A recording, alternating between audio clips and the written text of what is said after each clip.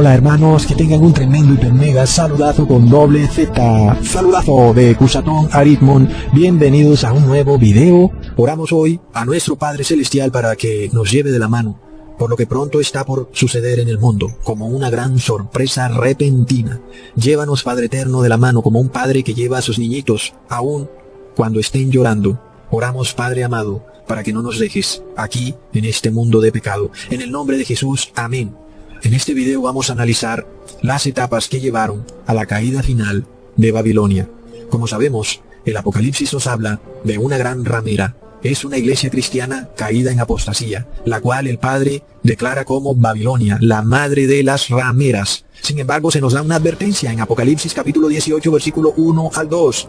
Vi un ángel descender del cielo con gran poder, y la tierra fue alumbrada con su gloria, y clamó con voz potente diciendo, ha caído la gran Babilonia, y se ha hecho habitación de demonios, y guarida de todo espíritu inmundo, y albergue de toda ave inmunda y aborrecible. Quiero que tú entiendas esto. El Apocalipsis nos está diciendo algo muy claro. Este sistema que hoy tenemos en el mundo va a caer, va a colapsar. Es increíble que hoy se nos habla del gran reseteo, como si ahora es el mismo hombre el que pretendiera colapsar el sistema para reconstruirlo nuevamente. Babilonia no es el individuo, sino el colectivo. Por eso es que el Papa Francisco siempre te dice que el colectivo o el bien colectivo está por encima del bien individual. Por supuesto que el Papa Francisco y los gobernantes del mundo no desean que Babilonia colapse. Por eso es que ellos pretenden de alguna manera colapsar a Babilonia hasta cierto punto, pero con la intención, aparentemente, de que no colapse. Sin embargo, esto no es lo que nos dice la Biblia, porque amigos, tenemos que leer lo que dice la Biblia con relación a esto. En Eclesiastes capítulo 3, versículo 15, aquello que fue ya es, y lo que será fue ya, y Dios buscará lo que pasó. Así es, amigos, la historia se repite. Alguien dice que el que no conoce su historia está destinado a repetirla. Recordemos cómo describe a la antigua Babilonia el profeta Daniel, en Daniel capítulo 7, versículo 4. La primera bestia era como león y tenía alas de águila. Y yo estaba mirando hasta tanto que sus alas fueron arrancadas, y fue quitada de la tierra, y se puso derecha sobre los pies a manera de hombre, y le fueron dados corazón de hombre. Así que amigos, esta primera bestia nos hace referencia al primer imperio que dominó en el mundo, el imperio babilónico. Luego seguiría el imperio medo-persa, luego seguiría el imperio griego. Luego el último imperio que es en el que estamos hoy en día, el Sacro Imperio Romano. En efecto, hoy estamos en el cuarto imperio, la cuarta bestia, que vio el profeta Daniel en su visión. Roma. Tremendo, amigos. Ahora, como vemos que el primer imperio fue Babilonia, el último imperio, aunque es el imperio romano, la Biblia lo describe también como Babilonia. Por esto tenemos que mirar a la antigua Babilonia para ver lo que ocurre en la moderna Babilonia. Porque la historia se repite, amigos. En Apocalipsis 13, versículo 1 al 2, leemos, me paré sobre la arena del mar, y vi una bestia subir del mar, que tenía 7 cabezas y 10 cuernos, y sobre sus cuernos 10 diademas, y sobre las cabezas de ella nombre de blasfemia. Y la bestia que vi era semejante a un leopardo, sus pies como pies de oso, y su boca como boca de león. Y el dragón le dio su poder, y su trono, y gran potestad. Así que amigos, de nuevo vemos otro felino.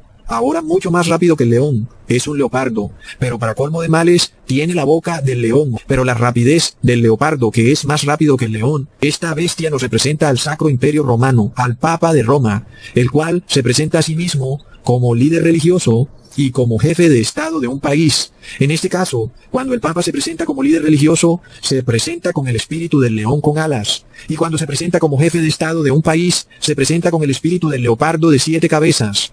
Es por esto que a cada rato vemos a los papas de Roma acariciando a un león, porque es que ese es el símbolo de ellos. ¡Wow, amigos! Es tremendo. Recordemos, amigos, que el tataranieto de Noé, Nimrod, fue el primer conquistador babilónico descrito en la Biblia. Luego, su descendiente, el rey Nabucodonosor, fue el que inclusive conquistó a Jerusalén, derribando el primer templo judío. Pero luego llegó su hijo, el rey Belsasar, quien creció en un reino lleno de comodidades, y fue así como Babilonia y su dirigencia, sus habitantes, se volcaron al placer, al ocio, al festejo, a la comelona y a la borrachera. Algo que vemos ocurrir hoy en día en nuestra sociedad. Y esto fue lo que le ocurrió al rey Belsasar. Se hizo un banquete, una fiesta clandestina, y mandó a traer los vasos sagrados del templo de Dios para festejar su pequeña fiesta clandestina. Amigos, ¿qué ocurre con un niño malcriado? Que de repente su malcriadez ha llegado a tal punto que este niño no hace diferencia entre lo sagrado y lo profano. No hace diferencia entre la manera de comportarse en la mesa cuando hay visita o cuando está solo con su familia. Es un niño que de repente perdió la noción de la realidad. Y esto ocurre en nuestra sociedad hoy en día. Las personas no hacen diferencia entre la carne de un animal o la carne humana. Estas personas perdieron la capacidad de discernir. Para ellos todo es lo mismo. No importa nada. Asimismo le ocurrió al rey Baltasar. Para el rey no había diferencia entre los vasos del templo de Dios versus un vaso por ahí tirado en una cocina. Aquí entonces, el rey Belsasar se le ocurrió la idea de usar los vasos sagrados del templo en su fiesta clandestina. Es decir, de mezclar lo santo con lo profano. Recordemos que también la Biblia nos da claridad que cuando se hace referencia a vasos, se hace referencia también a seres humanos. Leamos en 2 de Corintios capítulo 4 versículo 7. Pero tenemos este tesoro en vasos de barro, para que la alteza sea de la virtud de Dios y no de nosotros. ¿A qué tesoro se refiere el apóstol Pablo? Al Espíritu Santo. Y por tanto, ¿cuál es el vaso de barro? Es el cuerpo humano. Por lo que, por supuesto, el cuerpo humano debe ser visto como algo santo.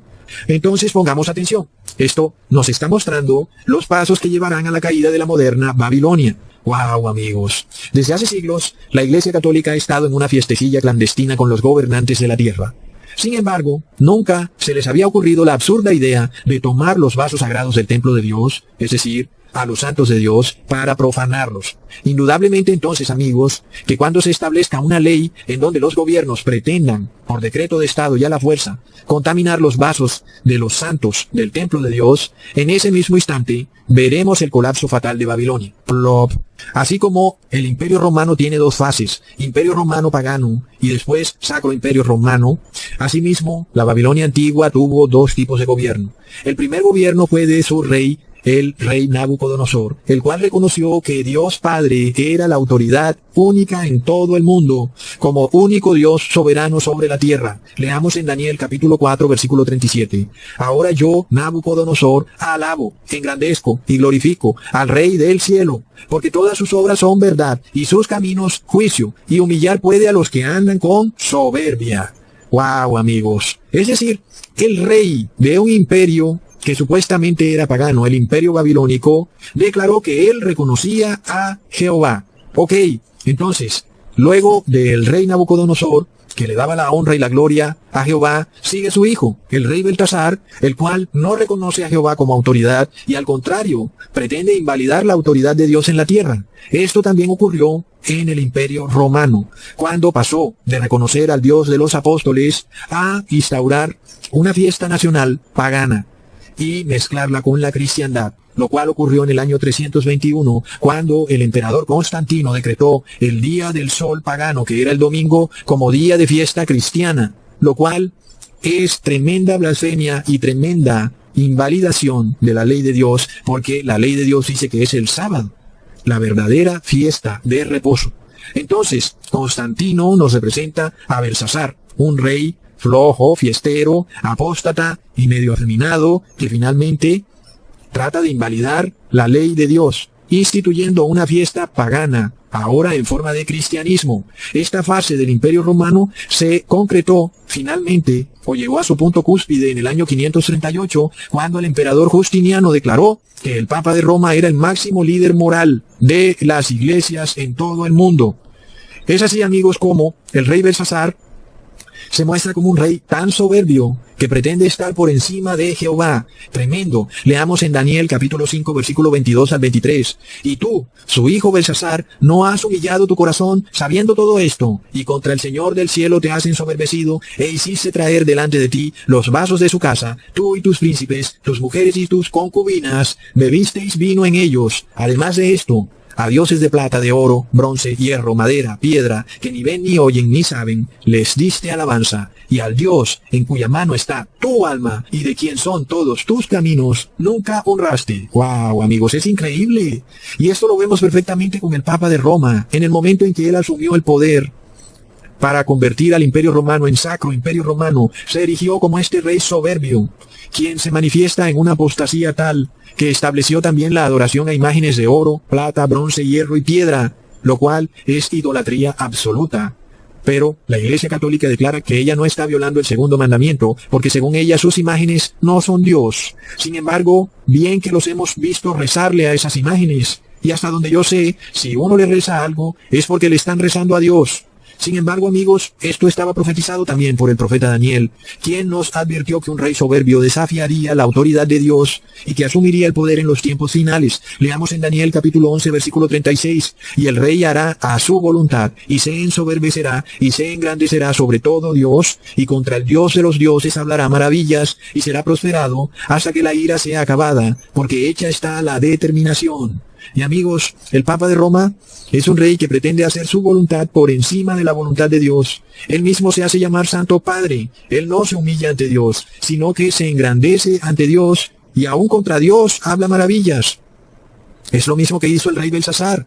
Ahora, en el pasado la Iglesia Católica y los papas de Roma mandaban a matar cristianos, pero ojo, jamás tenían el poder de contaminar el ADN de esos cristianos. Es decir, que un cristiano podía morir, pero moría en santidad. Y no ocurría que le corrompían el ADN, así como el rey Belsasar pretendió corromper los vasos del templo de Dios en su fiesta clandestina. Ese poder no lo tenían los papas de Roma. Hoy, sin embargo, estamos ante un hecho histórico. Por primera vez vemos que el Papa de Roma declara que todo ser humano sobre la faz de esta tierra debe recibir el bautismo negro y por tal motivo pretende literalmente contaminar los vasos de barro del templo de Dios, destruyendo la estructura genética de los siervos de Dios. Leamos en Daniel capítulo 5 versículo 24 al 28. Entonces de su presencia fue enviada la palma de la mano que esculpió esta escritura: Mene, Mene, Tekel, Uparsin. Y la declaración de esto es: Mene, contó Dios tu reino, y lo ha rematado. Tekel, pesado has sido en balanza, y fuiste hallado falto. Peres, tu reino ha sido roto, y es dado a los medos y a los persas. Y fue precisamente cuando el rey Belsasar pretendió contaminar los vasos del templo de Dios, amigos. Es decir, que si eso ocurrió en la Babilonia antigua, quiere decir que en la Babilonia moderna también ocurrirá. Pongamos atención. En esa noche el rey Belsasar estaba en su fiesta clandestina. Asimismo, pronto el Papa Francisco pretende o pretenderá declarar la orden global de que todos tengamos que celebrar una fiesta clandestina, el cual será el domingo como día de reposo global. Nunca antes el Papa de Roma tuvo el poder de ejecutar un decreto global. Solo ahora es posible gracias a la supuesta ciencia. Entonces, vemos cómo al mismo tiempo se pretende declarar una fiesta clandestina global y al mismo tiempo se pretenden contaminar los vasos sagrados del templo de Dios. En la misma noche, esto ocurrió para el rey Belsasar y lo mismo vamos a ver nosotros. No hablamos de una noche literal ya, pero hablamos que esto va a ocurrir al mismo tiempo. Sin embargo, mientras el rey Belsasar estaba tratando de celebrar su fiesta clandestina, el ejército de los medos y los persas estaba haciendo inteligencia, rodeando la ciudad de Babilonia para poder entrar en ella y darle muerte al rey. Sin embargo, resulta que el rey Nabucodonosor había hecho de Babilonia una ciudad fuerte, en donde sus murallas eran tan altas y anchas que ningún ejército podía cruzarlas, destruirlas ni saltarlas. Amigos, hoy vemos el cumplimiento de esto en el establecimiento de lo que se ha llamado ciudades fuertes. Entonces, miremos qué interesante todo esto, amigos, porque durante la pestilencia 1.9, las fiestas y los restaurantes fueron prohibidos. ¡Qué tremendo, amigos! Es increíble. Leamos en Mateo capítulo 24, versículo 37 al 39. Mas como en los días de Noé, así será la venida del Hijo del Hombre. Porque como en los días antes del diluvio, estaban comiendo y bebiendo, casándose y dándose en casamiento, hasta el día en que Noé entró en el arca. Tremendo, ok. Vemos dos asuntos impresionantes. Mientras Noé entró en el arca, las personas estaban comiendo y bebiendo. Hoy, los siervos de Dios ya no ingresan a un barco, sino que ingresan al templo celestial donde está el arca, en el lugar santísimo. Esto ocurre cuando la persona se arrepiente de todo pecado y se abstiene ya de seguir pecando. Abandona su vida antigua, deja de comer comida inmunda, abandona el comer carne animal o todo tipo de alimento animal. Eso para los que quieren entrar ahora en el arca y salvarse. Ok. Cuarto punto, ciudad de Babilonia estaba totalmente amurallada, declarada como una ciudad fuerte. Así como hoy, nuestras ciudades son declaradas por la ONU como ciudades fuertes. Pero los medos y los persas se idearon un plan para derrotar a la gran Babilonia. Como no podían entrar por las murallas, decidieron entrar por el río que atravesaba la ciudad. E indudablemente, así fue como lo hicieron. Resulta que el ejército medo-persa se ideó un plan para meterse en el río. Y, mientras todo el mundo estaba distraído en aquella fiesta clandestina, los soldados invasores se fueron por el río y lograron meterse por la ciudad. Pero, resulta que los guardias de Babilonia estaban tan seguros de su ciudad fuerte y de que era infranqueable, que ni siquiera estaban vigilando. Inclusive, si ellos hubieran estado vigilando, los soldados medo-persas no hubieran podido entrar por el río, porque también había una reja que evitaba que nada entrara por el río. Sin embargo, a los soldados babilónicos se les olvidó, por motivo de la fiesta, bajar esa reja, y por ahí se metió el imperio medo-persa, capturando al rey Belsasar. Recordemos las palabras de Jesús en Apocalipsis, capítulo 16, versículo 15. He aquí yo vengo como ladrón, bienaventurado el que vela y guarda sus ropas, para que no ande desnudo y vean su vergüenza. ¡Wow! Pongamos atención.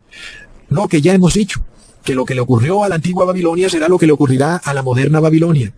Pronto veremos al mundo celebrando una gran fiesta clandestina, en donde todos deberán reposar en un día falso de reposo por decreto de Estado. Ahora, la Babilonia moderna se pondrá tan feliz que dirá paz y seguridad. Leamos en Primera de Tesalonicenses capítulo 5 versículo 3. Cuando digan paz y seguridad, vendrá sobre ellos destrucción repentina, como los dolores a la mujer encinta, y no escaparán.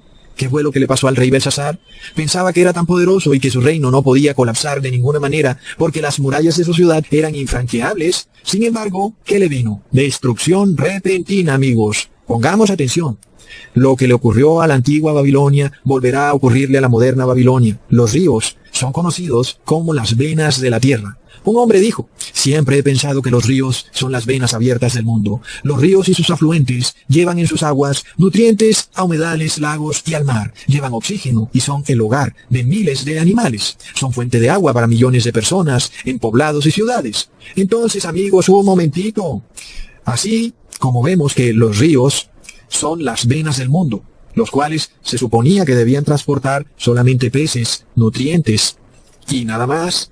De repente, en el río se introdujo un ejército extraño. Asimismo, en las venas del cuerpo humano se suponía que solamente debería transitar glóbulos rojos, blancos, nutrientes, oxígeno.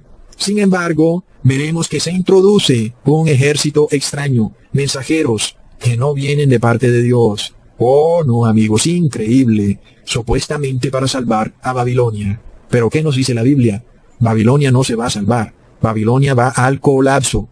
Recordemos que la antigua Babilonia declaraba que, como nadie podía derribar sus murallas, había una forma tal vez de destruirla, llevarla a la hambruna. Por tal motivo, el rey decretó que toda persona debía sembrar árboles, jardines y hortalizas en todo rincón de la ciudad, en los balcones, en los techos, y si por cualquier motivo un ejército venía a combatirlos, jamás podrían de alguna manera derrotarlos, porque ni podrían saltar sus muros, ni tampoco podrían llevar a la ciudad a la hambruna, porque estaban llenos de bosques, de árboles frutales por todas partes.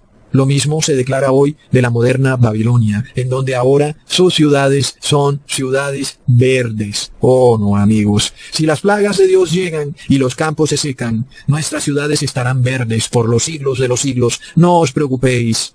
Pero, ¿de dónde viene el mal, amigos? El mal viene por las venas del río. Asimismo, un ejército invasor se introduce por las venas. Si en cada vena de cada hombre y cada mujer se introduce este ejército, no es igual como si se introdujera por los ríos de las ciudades fuertes y verdes de hoy en día. Entonces, ¿no estamos ya viendo esto, amigos? Es tremendo. El rey Belsasar fue sorprendido a medianoche. Su fiesta clandestina llegó a su fin. Leamos en Mateo capítulo 25, versículo 1 al 3. Entonces el reino de los cielos es semejante a 10 vírgenes que tomaron lámparas y salieron a recibir al esposo. Y las 5 de ellas eran prudentes, pero habían 5 necias. Las que eran necias tomaron lámparas, pero no tomaron aceite, mas las prudentes tomaron aceite en sus vasos, juntamente con sus lámparas. Se tardó el esposo, y cabecearon todas, y se durmieron. Y a la medianoche fue oído un clamor: He aquí, el esposo viene, salid a recibirle. Leamos en Daniel capítulo 5, versículo 7. El rey gritó en alta voz que hicieran venir magos, caldeos y adivinos. Y dijo el rey a los sabios de Babilonia: cualquiera que lea esta escritura y me muestre su interpretación, será vestido de púrpura, y un collar de oro llevará en su cuello, y será el tercer señor en el reino. A pesar de que el rey, sin embargo, logra descifrar lo que significaba ese mensaje escrito en el muro, el rey, desafortunadamente, representaba a las vírgenes necias. Y ya no había nada que hacer por el rey. Era demasiado tarde para salvarse. El rey moriría aquella misma noche. Velad, porque no sabéis el día ni la hora en que el Hijo del Hombre ha de venir. Hasta pronto, hermanos.